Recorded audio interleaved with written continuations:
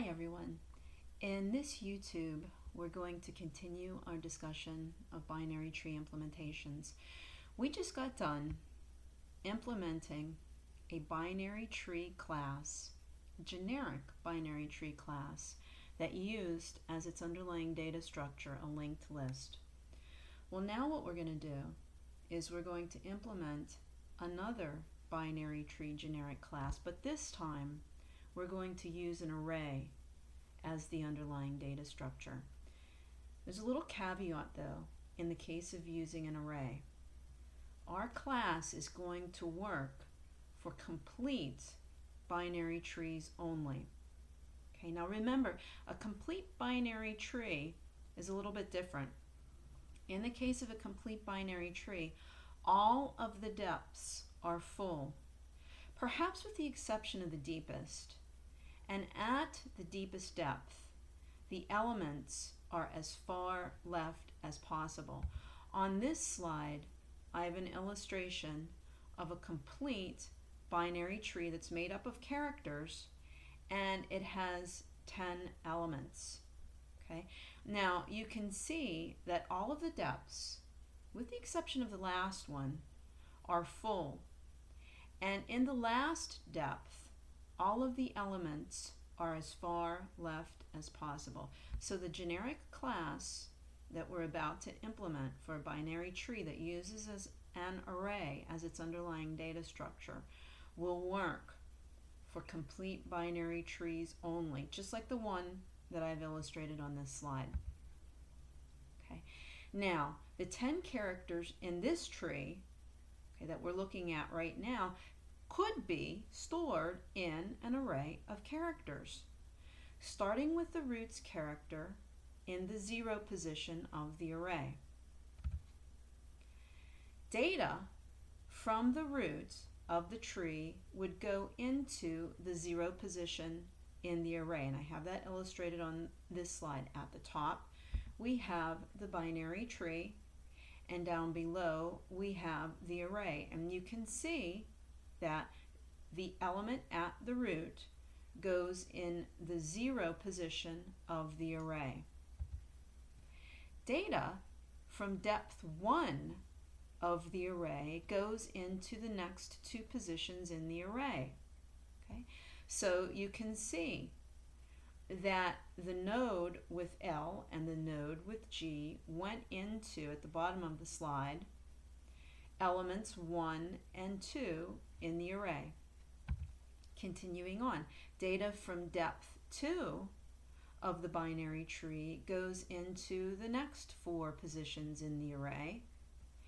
And then data from depth 3 of the tree goes in the remaining positions of the array. So we've just illustrated how we've taken the data in the binary tree and we've populated it in an array.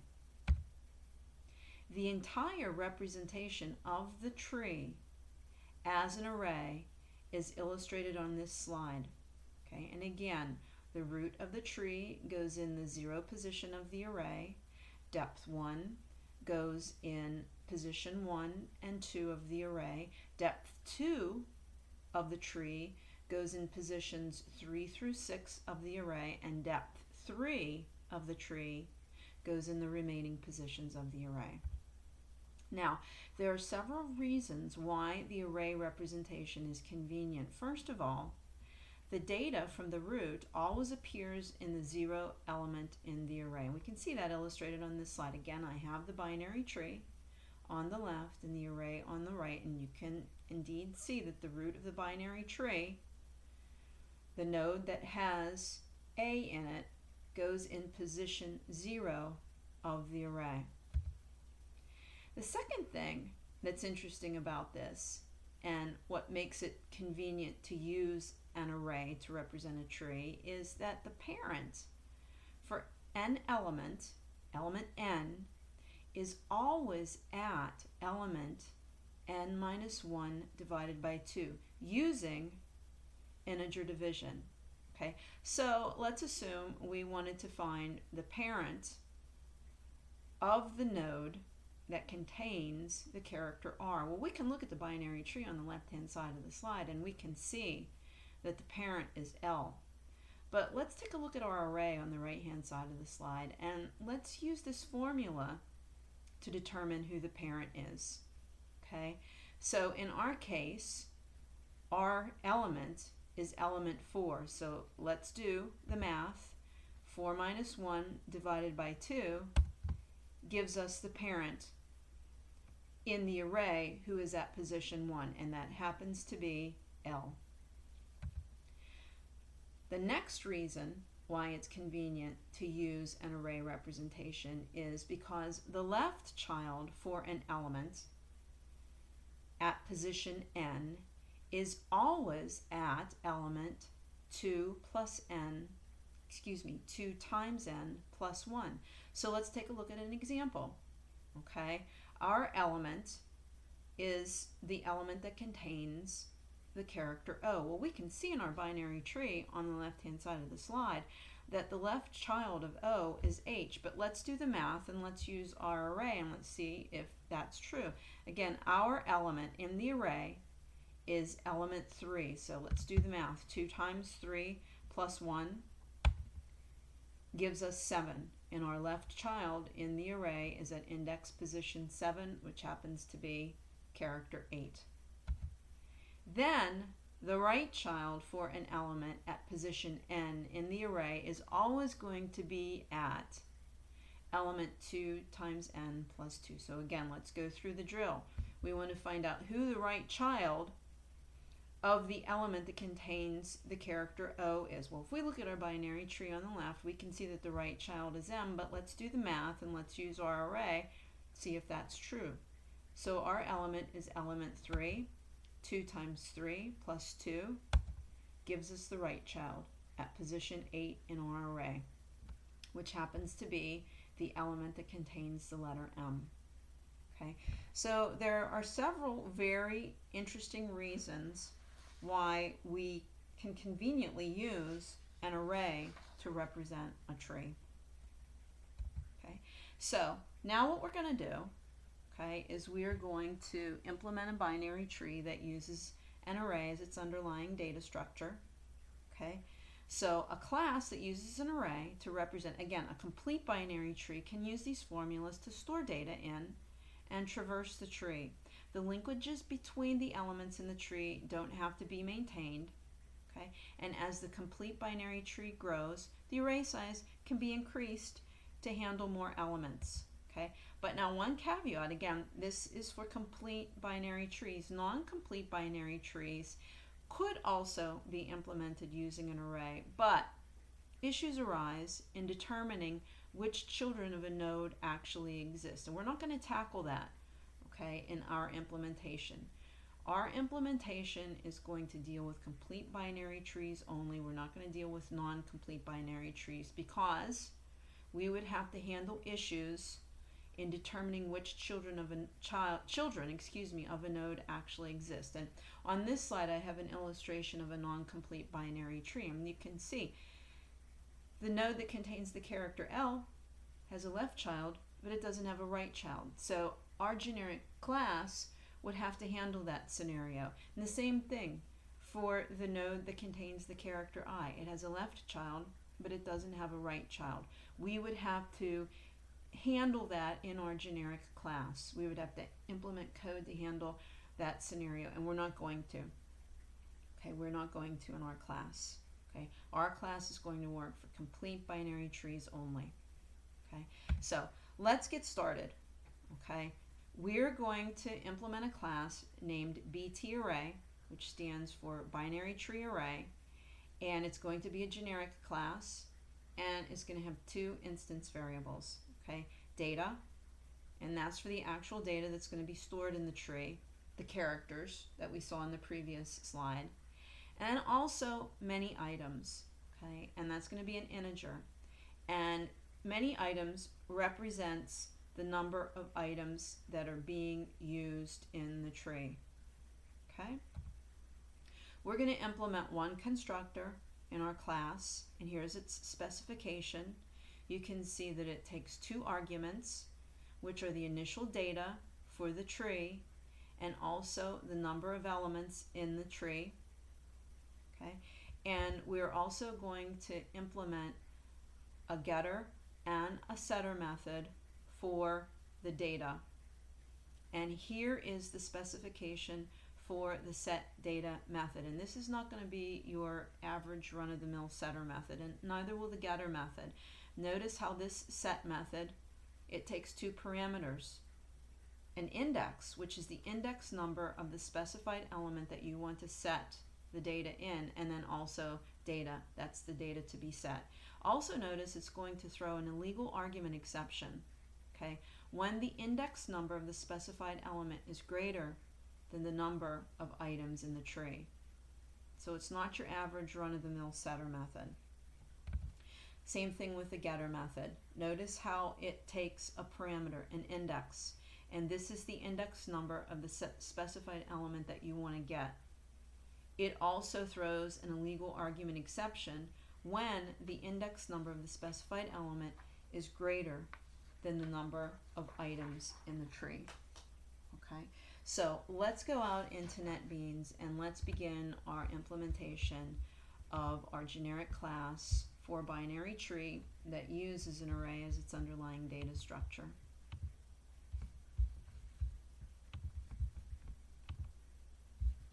We're going to name the project BT Array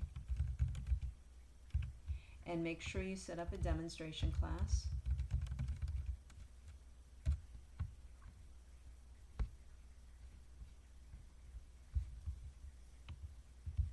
Okay, and now let's add our Java class for BT Array.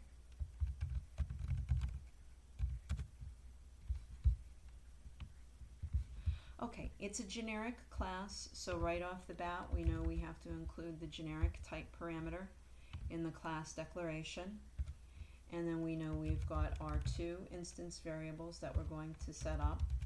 Okay, one for our array, it's going to be named data, and the next for many items, and it's going to be an integer.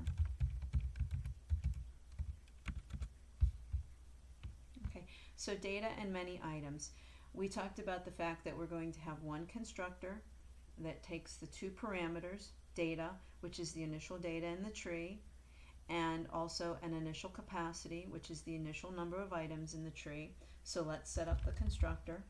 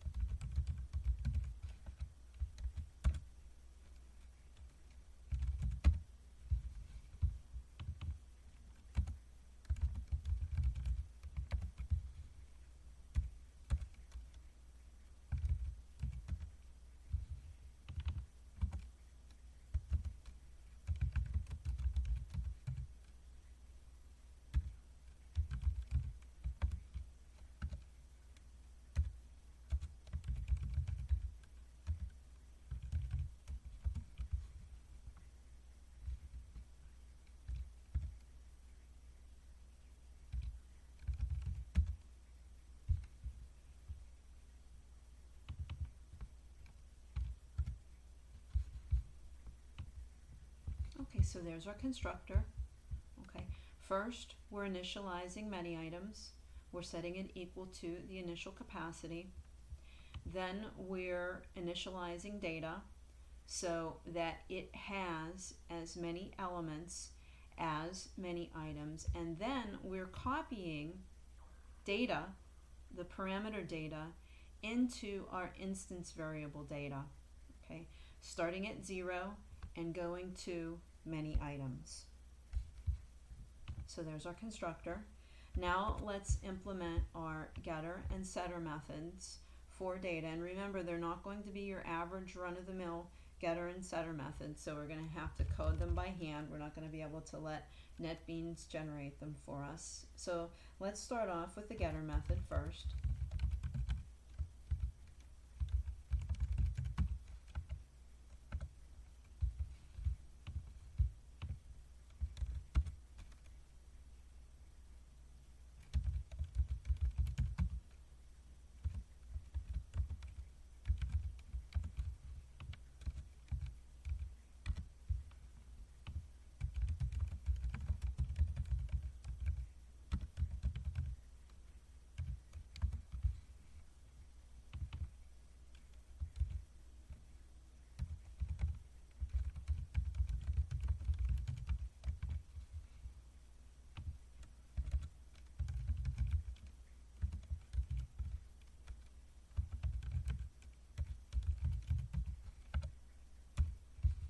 Okay, so there's the getter method. Okay, it's set up to take one parameter, the index that we want to get the data for. First thing we're doing is a precondition check to make sure that the index is not greater than many items. If it is, we're going to throw an exception saying invalid index. If it is a valid index, then we're going to return the data that's at that position. Let's implement our setter method.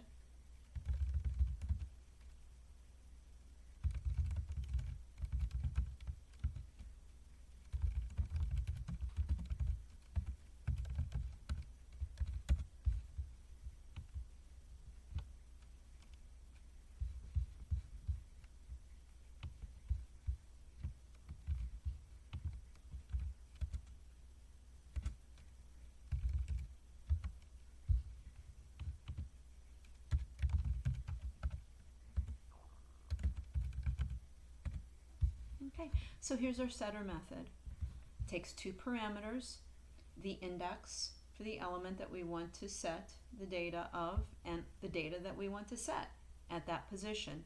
Again, we have a precondition check to make sure that the index that was passed into the method is valid, checking to make sure that it's not greater than many items. If it is, we throw an exception. If it's a valid index, then we use it to set the data value at that index. Okay, now because we're dealing with an array, we also have to set up a few methods for handling issues of capacity. So while we're out in the class, let's set up those methods right now. What we're going to do is we're going to implement three methods. One named ensure capacity, which I know you guys are all familiar with, and this method is going to increase the size of our tree, which we know is an array, by a specified amount. So we're going to implement an ensure capacity method. We're going to implement a tree size method that's going to get the number of elements being used in the tree. And then we're going to implement a get capacity method that's going to get the total number of elements in the tree. And that might be different than the number of elements that are actually being used. Okay, so let's set up those three methods next, starting with the the ensure capacity method.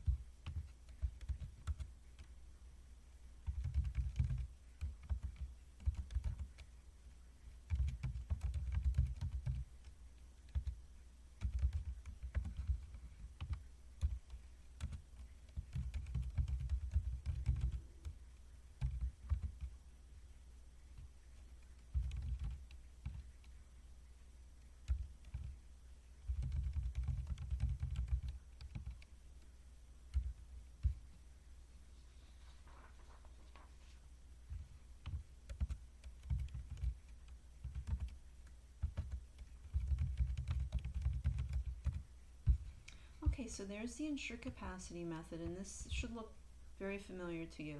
We've implemented this method before, several times I think actually. Okay, but we're setting it up to take one parameter, a minimum capacity. Then the first thing that we're doing inside of the method is setting up an array named bigger array. And then what we're doing is we're checking to see if the length of our data array is less than the specified minimum capacity. If it is, what that means is we want to increase the size of data. We want to make it bigger. Okay, so the first thing we do is we initialize bigger array and we set its size to that minimum capacity. Then we copy data into bigger array, and then we copy bigger array back into data. Okay, so there's our ensure capacity method. Okay, let's set up our tree size method, and again this method is going to get the number of elements being used in the tree, the number of elements being used.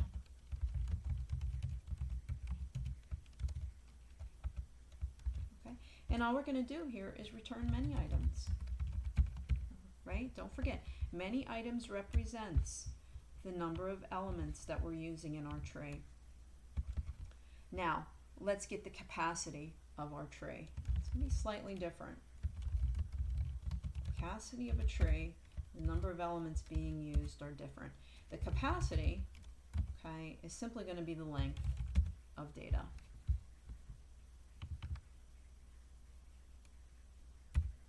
Okay, so there are three methods that we have to set up to handle the capacity issues that arise when you're dealing with an array.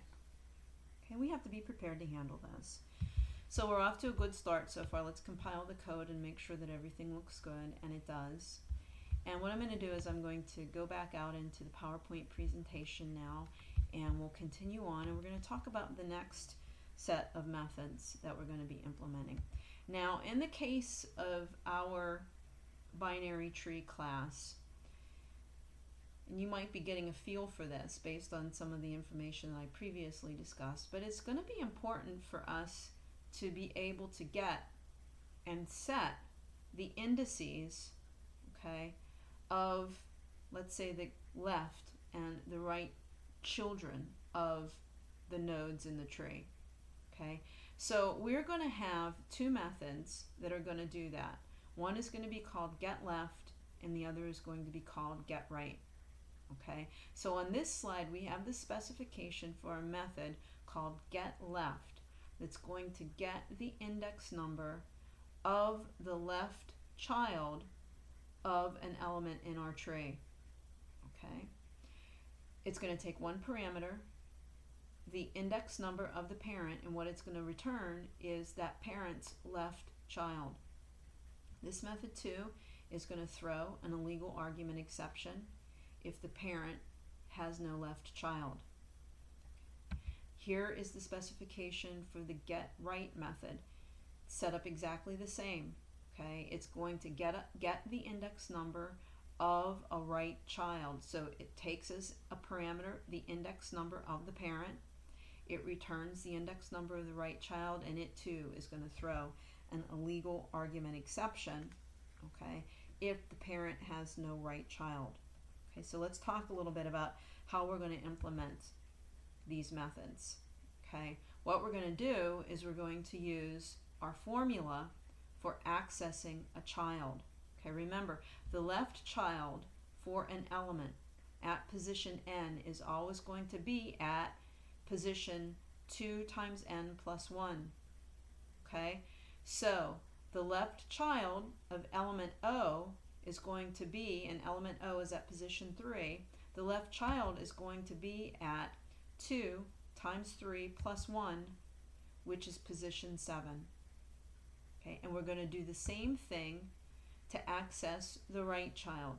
Okay, remember, the right child of an element at position n is always at position 2 times n plus 1. So again, if we want to find the right child of the element at position 3, we'll do the math. 2 times 3 plus 2 is going to give us the right child at position m.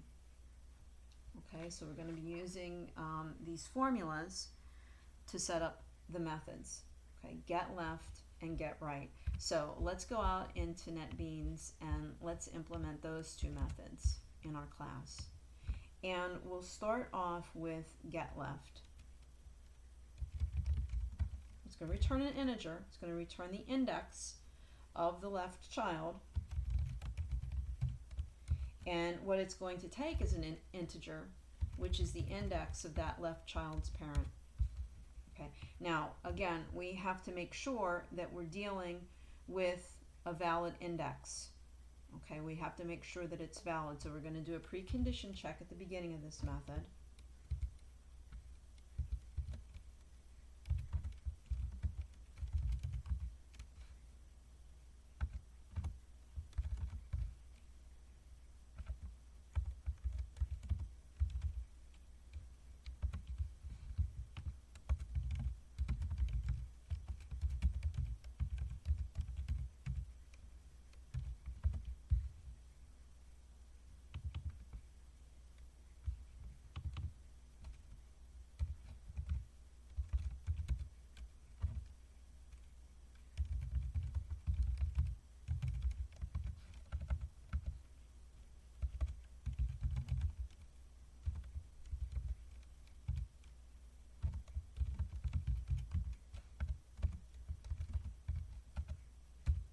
Okay, correct my return statement. We'll talk a little bit about this method, what we're doing. Okay, so at the very beginning of the method, we have a precondition check. What are we checking? Okay, we're checking to see if the index that was passed in doesn't have a left child. Okay, we're doing the math. We're calculating the formula. If 2 times index plus 1 is greater than or equal to many items, the number of elements in the tree, then we know that that index that was passed in, it doesn't have a left child, so we're going to throw an exception, no left children. Okay, if that condition isn't true, then we're going to return the index number of the left child. Okay, and the get right method is going to be set up almost exactly like this, except, right, our formula is going to be slightly different. So let's copy this get left method. Let's paste it down below. First of all, it's not going to be called get left. It's going to be called get right. And our formula is going to be different, right? The formula to determine the right child of an index is not 2 times index plus 1. It's 2 times index plus 2. Okay? So if that condition happens to be true, if that formula gives us a number that's greater than the number of elements in our tree, then we're going to throw an exception. No right children. If that condition isn't true, then we're going to return the index of the right child. Okay? So there are our next 2 methods. Now what I'd like to do is I'd actually like to go out and let's test those 2 methods. Let's go into our demonstration class. Okay, let's go into our demonstration class. And let's set up 2 test methods. Okay, and the first one is going to be called test get left.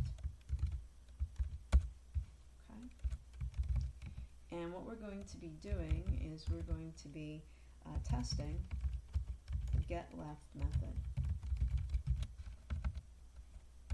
Okay, and the first thing that we're going to do in this method is we are going to set up a binary tree, and we're going to be using characters in our binary tree. Okay, so the first thing I have to do is I have to set up my array of characters.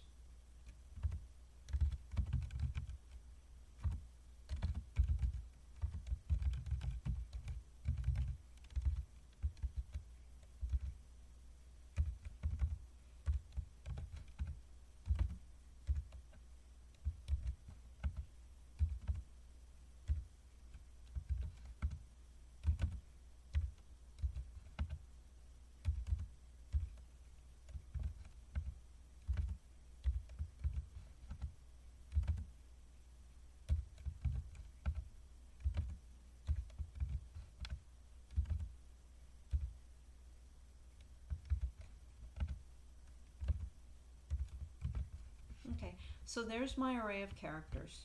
Okay, now let's construct our binary tree using that array of characters.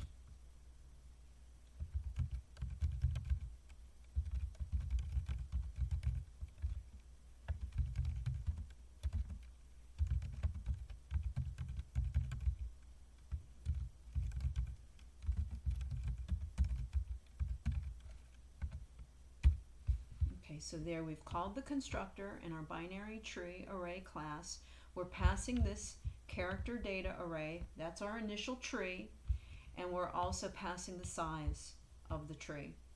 Okay, so now we have a tree, we have a binary tree, a complete binary tree that we can call the get left and the get right methods on. We can also call some other methods too, right? Like get data, and we're going to use sort of a combination of those 2 methods, get data and get left.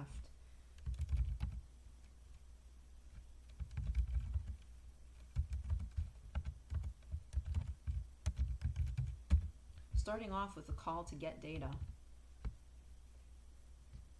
And what we want to get the data of is the data of the root of the tree. So notice how I'm passing a value of 0, right? Because remember, the root of our binary tree when we're dealing with an array is going to be at position 0.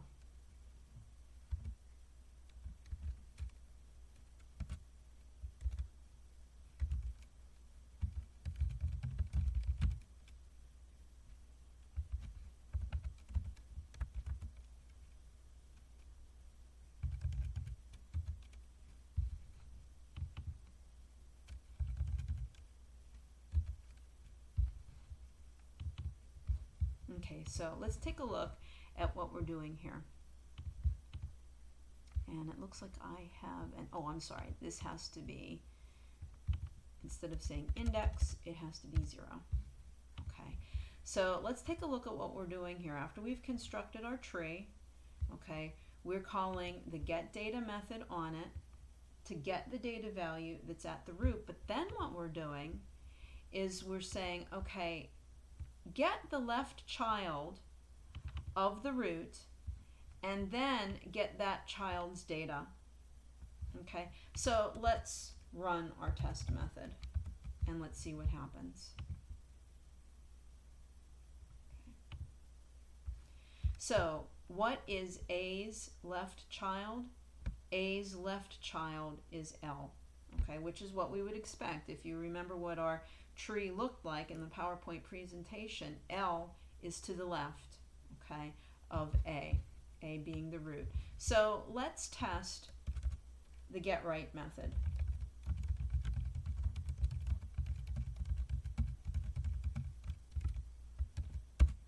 And we're going to set up this test method almost exactly like we set up the getLeft test method. So let's copy its code and paste it down below.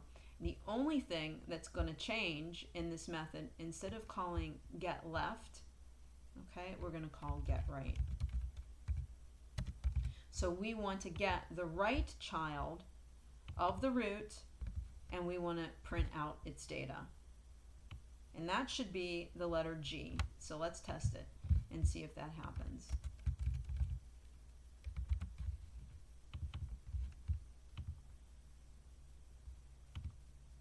Okay, and that looks good. The root's left child is L and the root's right child is G. So far, so good. And let's continue on. I'm going to go back out into the PowerPoint presentation to talk a little bit about the next method that we're going to implement. So let me jump ahead. Okay, the next method that we're going to implement is the isLeaf method. Binary tree array class does need to have a method that tests whether an element is a leaf. Okay, and here is its specification. It's going to take one parameter, an integer that's the index number of the element being tested, and it's going to return true if the element is a leaf.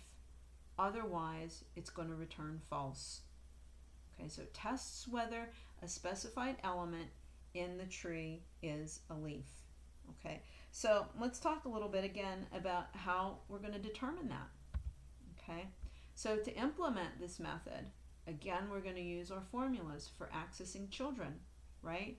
We know that the left child for an element at position n is always going to be at element position 2 times n plus 1. Okay, so if the element at position 2 times n plus 1 is greater than many items, then we might be dealing with an element in the tree that is a leaf. Okay, so for example, the element at position 5, which contains the letter I, if we do the math, 2 times 5 plus 1, that's greater than many items. Okay, let's check to see, okay, if this same element has a right child. Again, we're going to use our formula, 2 times n plus 2. If 2 times n plus 2 is greater than many items, then guess what?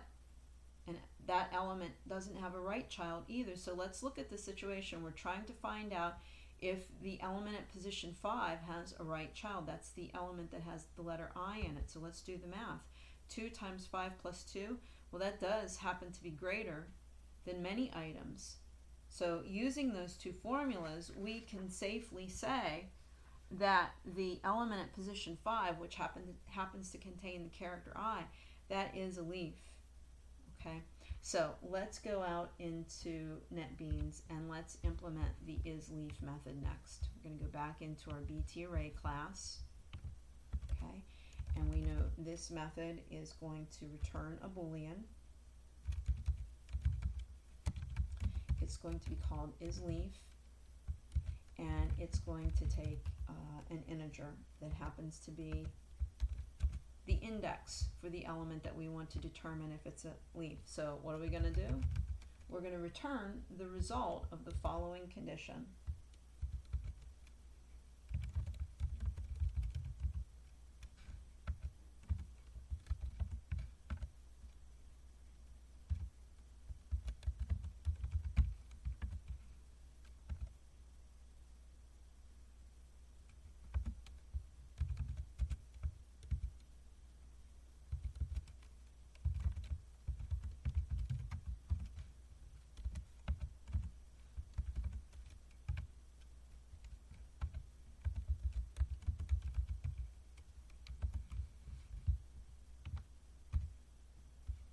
Okay, so if 2 times the index that we're examining, 2 times the index plus 1 is greater than or equal to many items, and 2 times the index plus 2 is greater than or equal to many items, we know we're dealing with a leaf, because that's saying that that particular element at that index has no left child and it has no right child.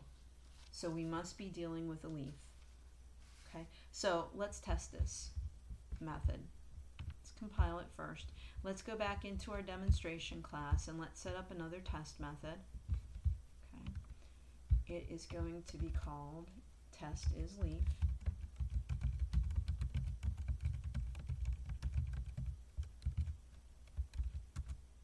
Okay. And we're going to copy the first 3 statements from our test get right method.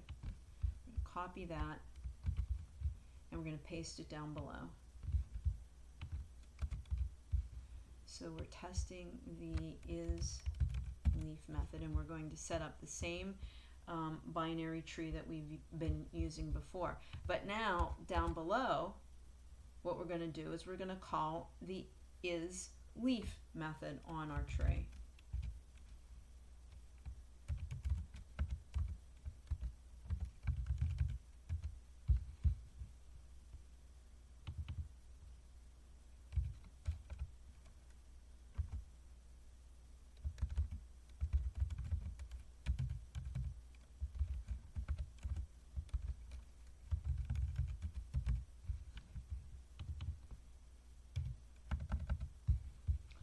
First, we're going to pass it on a element that isn't a leaf, and then we're going to call the methods on an element that is a leaf. Okay, so there's our test method. Okay, let's run our test method. Let's call it from the main method.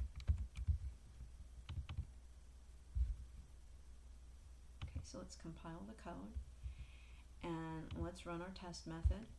Okay, and first of all, we're trying to find out if R is a leaf, and it's not. R has a left child. Then we're testing to see if I is a leaf, and if you remember what our binary tree looks like, I indeed is a leaf. It doesn't have a left child and it doesn't have a right child. Okay, so far so good.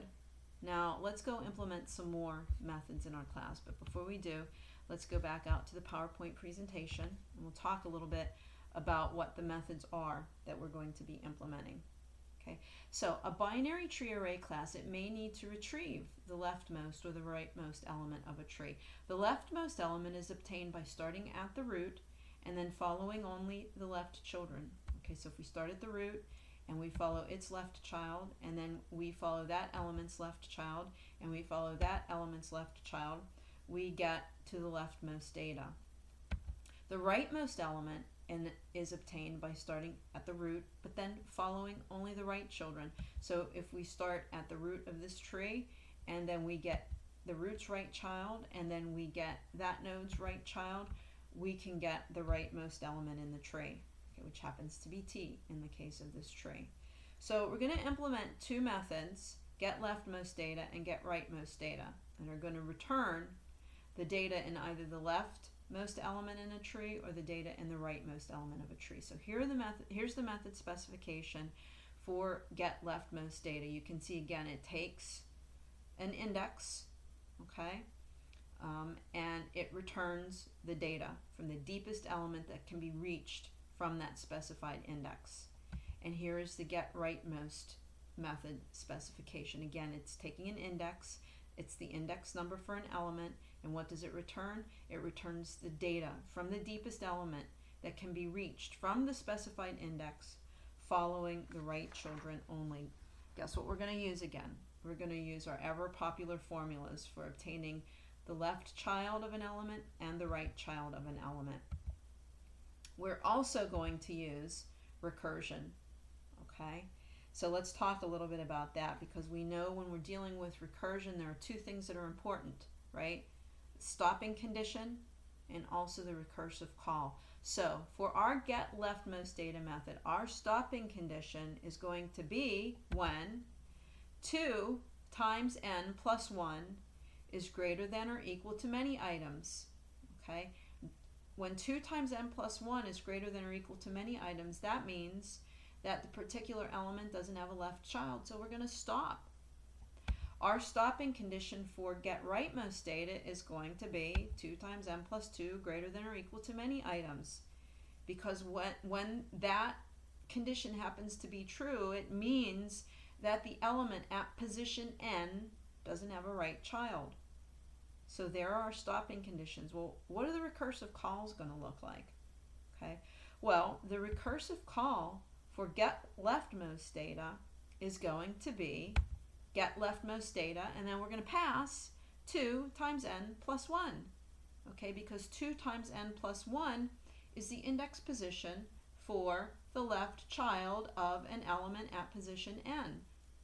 Our recursive call for get rightmost data is going to be get rightmost data, and then we're going to pass it 2 times n plus 2, because the right child of an element at position n is at position 2 times n plus 2. Okay, so let's go out and implement these two methods in our class next. Get leftmost data and get rightmost data. So let's go back into our binary tree array class and let's implement those methods. We're going to start with the get leftmost data.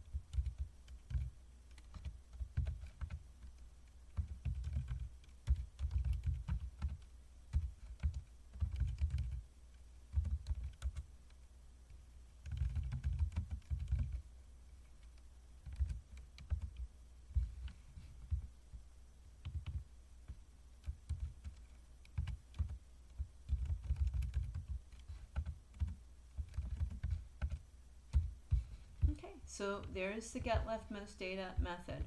Okay, here is our stopping condition. If 2 times the index that's passed into the method plus 1 is greater than or equal to many items, and that means that the element at that index position doesn't have any more left children. So we're just going to return the data at that index position. Here's our recursive call. Okay, we're calling get leftmost data, passing the index position of the left child. Okay, now the get rightmost data is going to be set up almost identical to this method. So let's copy the code for this method, and then we're going to tweak it slightly. It's not going to be called get leftmost data, it's going to be called get rightmost data. And our formulas are going to be slightly different, right? We're not going to have 2 times index plus 1. We're going to have 2 times index plus 2, okay, in our stopping condition, but also in our recursive call. Okay, so those are the two methods, get leftmost data and get rightmost data. Let's test them out. Let's compile the code, and then let's go into our demonstration class and let's set up another test method. Okay, and it is going to be called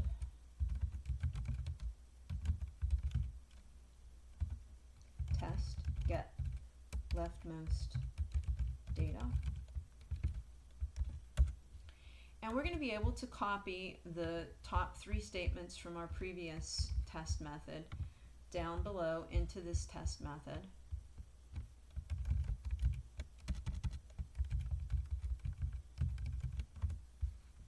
Okay. But after we set up our tree, okay, then what we're going to do is we're going to call get leftmost data on it, passing the root of our tree.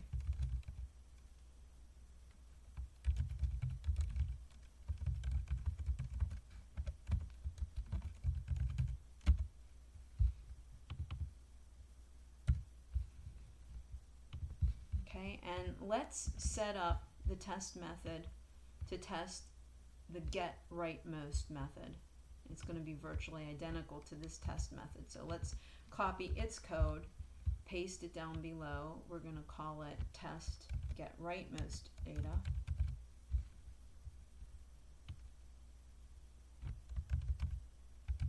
We're going to set up the same binary tree, but down below in the test method, we're not going to get the leftmost data. We're going to get the rightmost data. So we're going to call tree.getRightmost. Okay. Tree.getRightmost. So let's go back up into our main method and let's execute those new test methods. Starting off with get leftmost data and then get rightmost data. Okay. So let's compile the code, and if you can remember what the tree looks like, the leftmost data contains the character M and the rightmost data contains the character T. So let's see if that's what we get. Testing get leftmost data. It says the character is H and the character is I, and that's maybe because I didn't set up the array correctly. Let's see if I did. That's correct.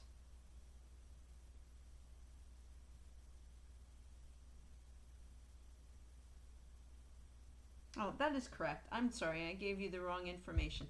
Let's go back out into the PowerPoint presentation just to make sure that I'm not lying to you, and let's go back and let's check out our tree. I apologize about that. Okay, so let's take a few steps back. Okay, so the leftmost data in the tree contains the character H. Okay, so when we run our application again, we'll make sure that the leftmost data contains the character H, and the rightmost data contains the character T. Okay, so H and T. Let's go back out into NetBeans and let's run our application again. And we got H as the leftmost data, but we didn't get T as the rightmost data.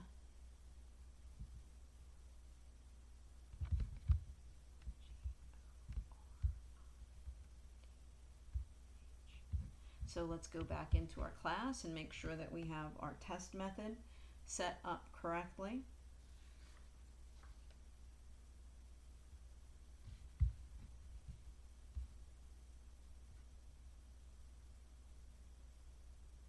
And I see the error. Okay, notice what we did in our test method. The recursive call is not recursively calling get leftmost data, it's recursively calling get rightmost data. So let's update that. That looks a little bit better now. Let's compile our code again and let's run our application again, and there we got better results. The results that we were hoping for. I apologize about that. Okay, so the issue was in the get rightmost method. The recursive call was set up incorrectly initially. I wasn't calling get rightmost data. I was calling get leftmost data. But it looks like we have things sorted out now. So we're going to continue. Just 2 more methods we're going to implement. And I'm going to jump ahead in the PowerPoint presentation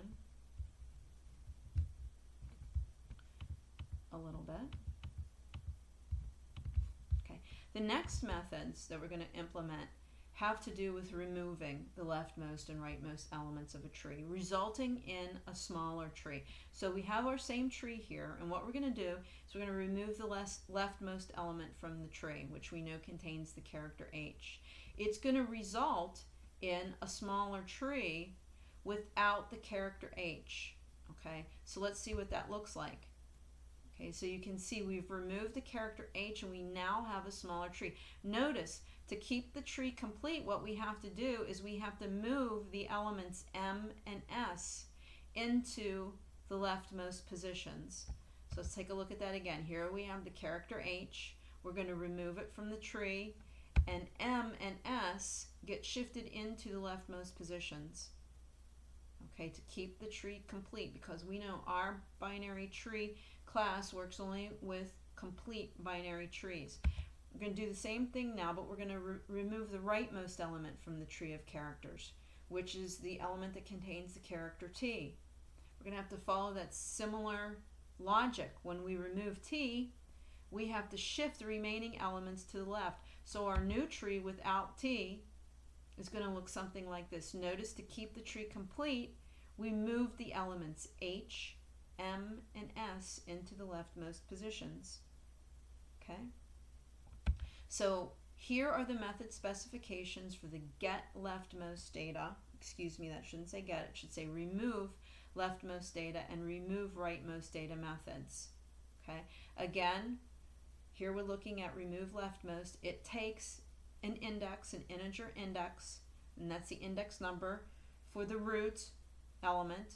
And what it's going to do is it's going to remove and return the data from the leftmost element in the tree that has that root. And here is the specification for the remove rightmost data. Again, it takes an index position for the root of a tree, and it's going to return and remove, okay, the data from the rightmost element in that tree. Okay, what are we going to do? We're going to use our formulas again to derive the left and the right child for an element, and we're going to use recursion. Okay, so we have to deal with what are the stopping conditions for these methods and what are the recursive calls for these methods. So the stopping condition for remove leftmost data is going to be, you got it, 2 times n plus 1 greater than or equal to many items. The stopping condition for the remove rightmost data method is going to be 2 times n plus 2 greater than or equal to many items. We know if those conditions are true, then the element that is at position n doesn't have a leftmost, doesn't have a left child, or it doesn't have a right child. So our stopping conditions are 2 times n plus 1 greater than or equal to many items, and 2 times n plus 2 greater than or equal to many items. Our recursive call for remove leftmost data is going to be remove leftmost data, and we're going to pass the left child, 2 times n plus 1. Our recursive call for remove rightmost data is going to be remove rightmost data, 2 times n, and that should say not plus 1, but plus 2. Okay?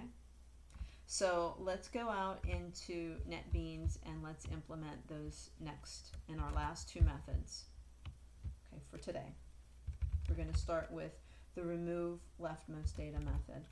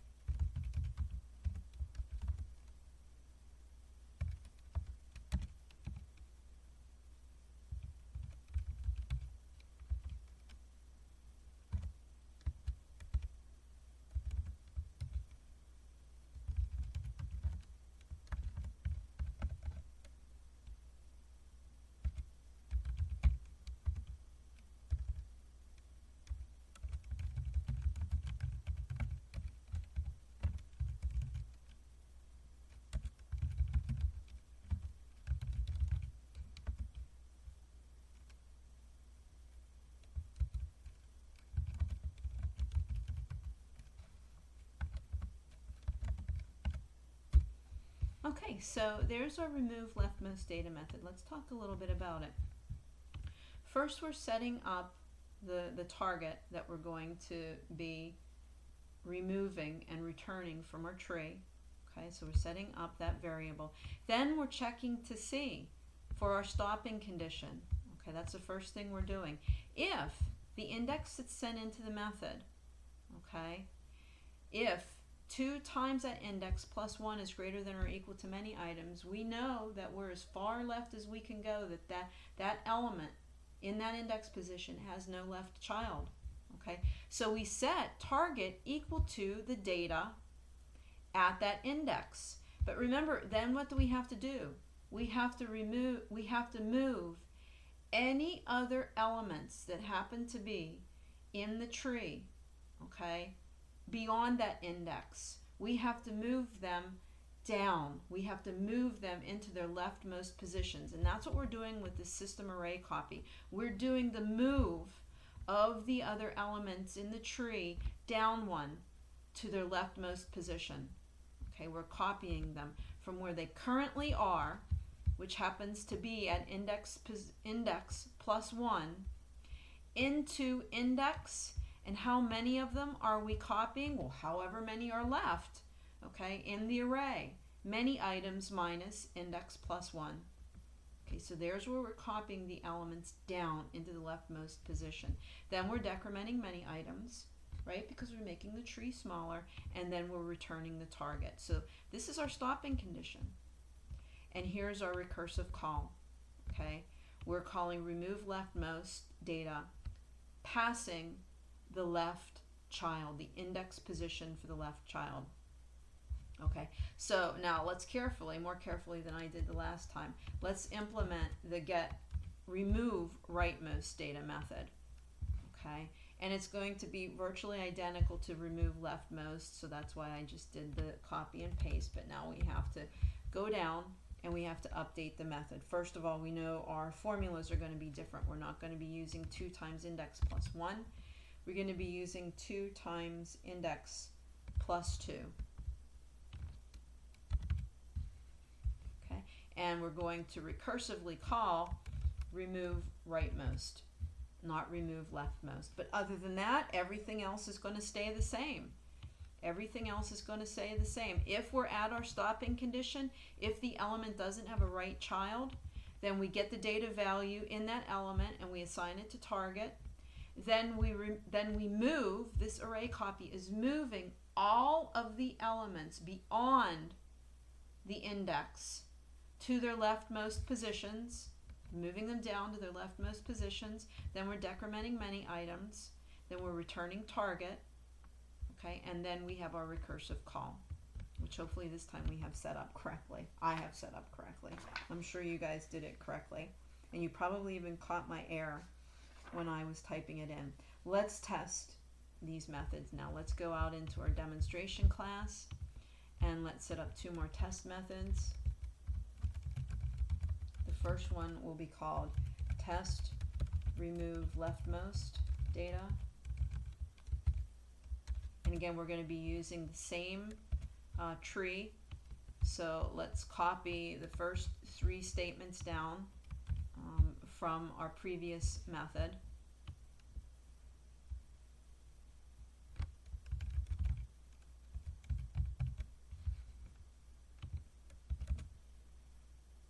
Okay. But now what we're going to do is we're going to call remove leftmost, okay, on this tree that we've constructed. So let's include a system out where we say leftmost data removed. And then to that, we're going to call the remove leftmost data, passing the root of the tree. And now let's implement that same test method, but this time for remove rightmost.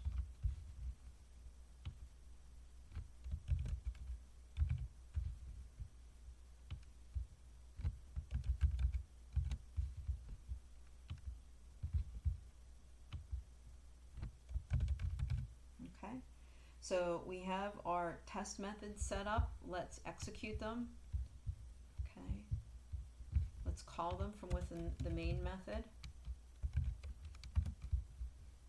Call the remove leftmost first, and then we will call the remove rightmost.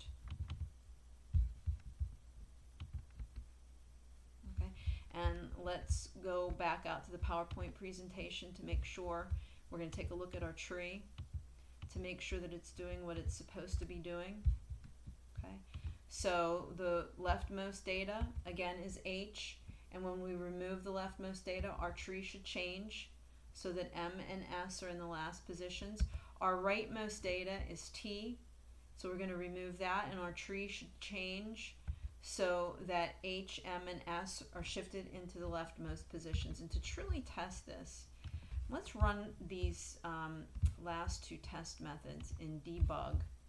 Let's go down into those test methods, and let's include another system out as the very last statement in both of them. And then we can go into the debugger and take a look at the tree and make sure that it's set up the way that we would expect it to be set up. Okay, so let's run our project in debug. Okay, and we hit a breakpoint in the main method on our test remove leftmost. So what I'm going to do is I'm going to step into that method. Okay, and let's take a look at the output first. We're going to just simply step over these lines of code.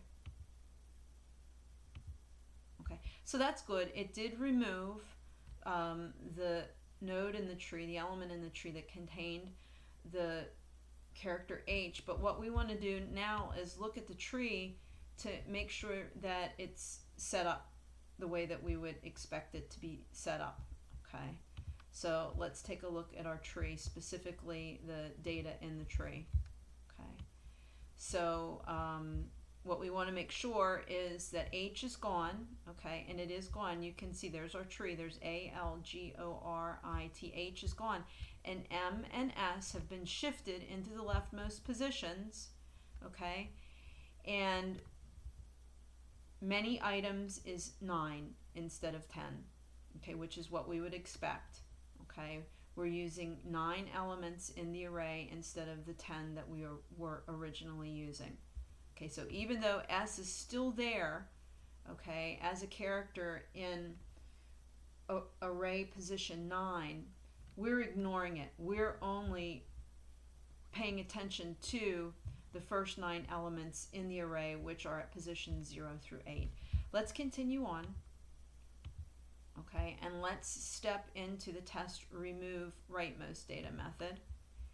Okay, and we want to make sure that it's working the way that it should. Okay, so let's go into the output, and you can see that we did, that should say rightmost data removed, and remember the rightmost data contained the character T, and let's just double check that that's what we understand.